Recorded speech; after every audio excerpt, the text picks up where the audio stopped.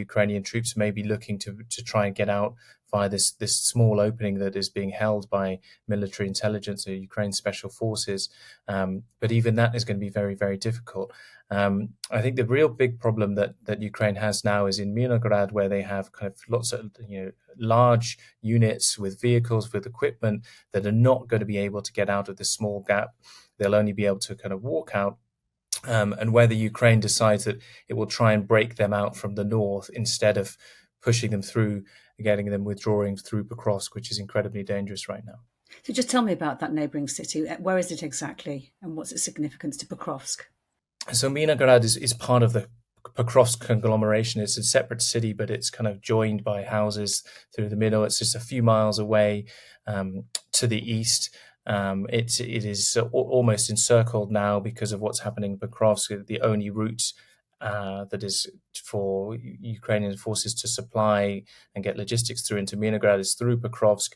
But there was this counteroffensive around the Dobropilya area where Ukrainians made some gains that looked at some point that it might be able to break out some of the encirclement, the kind of northern part of the encirclement from troops in Myrnohrad. But there are really precious troops for Ukraine in Myrnohrad. They've got paratroopers, they've got Marines, like highly motivated, skilled, well-equipped units there. And losing them en masse would be really a dramatic blow for Ukraine. And it's been taken 21 months, I think, for Russia to make this kind of advance on Pokrovsk. And they've devised these new tactics, as you say, to do so. How have they worked exactly? How different are they? And are they particular to this area, to an urban environment? They're not particular to this area. They've also used tree lines and hedgerows to move forward small groups, and they try and find a building that they might then group together in. They send a few, one at a time, two at a time, and then stay in one place until there's a kind of platoon-sized force, and then they attack somewhere. This works better once they've crept into an urban area because it's easier to hide, it's easier to move around in. But it also means that Ukrainians, when they find the Russians, they can hit them with drones or that they can counterattack them more easily because they're only small groups. And it's not something that's going to be able to allow the Russians to have a strategic breakthrough because it's only small groups of people on foot. So this is why it's taken 21 months to get from Avdiivka, which is only kind of 30 miles away, to Pokrovsk, and it's taken such a long time. And now people are talking about the threat that is posed to this fortress agglomeration, which is Konstantinivka, Druzhkivka, Kramatorsk, and Slavyansk, this kind of remaining fortress belt of Ukrainian major cities. But if you're applying these tactics to that situation, it's going to take them again several years to be able to take over those even larger cities. So that's what's next, is it, the fortress belt, if they succeed in taking Pokrovsk? Well, this is one of the reasons that Ukraine and Russia have been fighting so fiercely for Pokrovsk, is that it's the last major city in the Donbass before you head west towards Dnipro.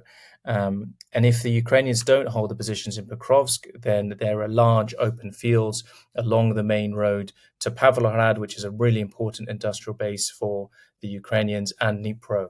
There are no major settlements on that route. There are a couple of villages, but they would be relatively easy to take. So if you're thinking about Ukrainian defensive lines over winter, it means if they're not in Pokrovsk, the Ukrainians are in the fields, they're exposed, they're cold, and it's going to be very difficult to hold those positions if the Russians choose to drive west into Dnipro. If they choose to go further east towards this fortress belt, then the Ukrainians will need to reconsider how they organize their defense, and it's going to be centered around Dobropilya, I think. So what are the defensive lines then if they do, assuming that is inevitable? I don't know if it is inevitable in your view at the moment, but if the Russians do take Pokrovsk, what are the next defensive lines for the Ukrainians? So I think that the Ukrainians there will have to mount a defense around Dobropilya and to try and stop the Russians breaking north and east in that movement, the pincer movement they originally wanted to use to take Kramatorsk and Slavyansk.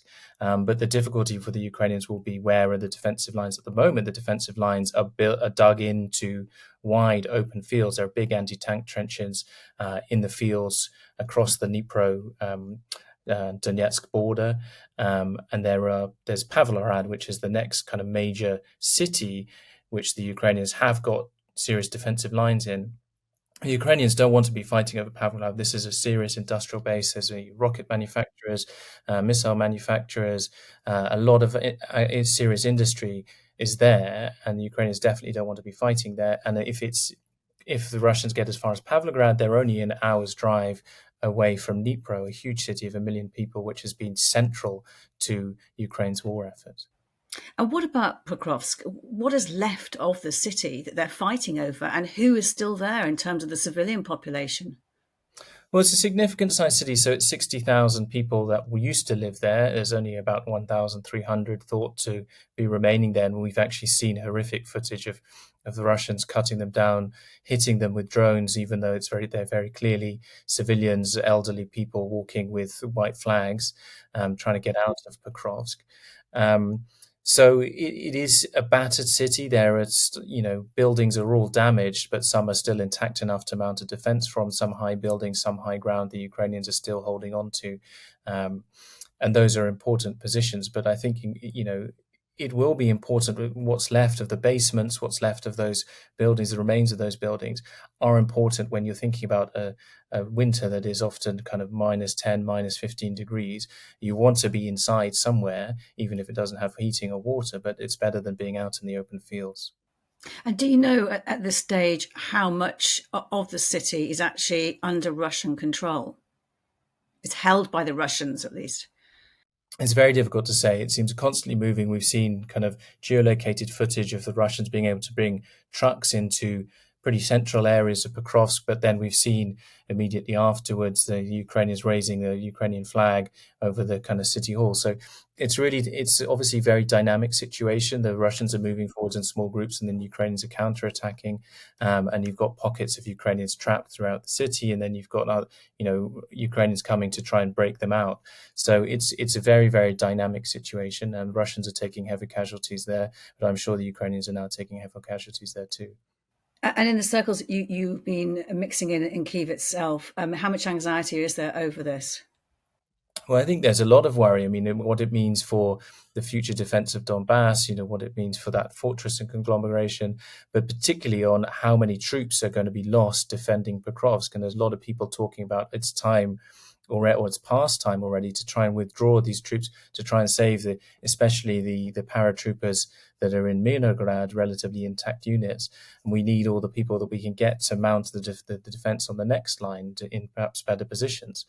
But then you have the other point of view, which is said, well, those positions are not better. They're fortified, but they're exposed. They're in open fields. They're in small villages. It's not a dense urban conglomeration like Pokrovsk, and it's going to be harder to defend those positions from the Russians. Do you have any idea, are you able to say how many Ukrainian troops are committed to this part of the front line? Well, it's in the tens of thousands in the area. How many are left in Pokrovsk? How many have been moved out? How many have been killed, wounded, captured? Is impossible to say right now.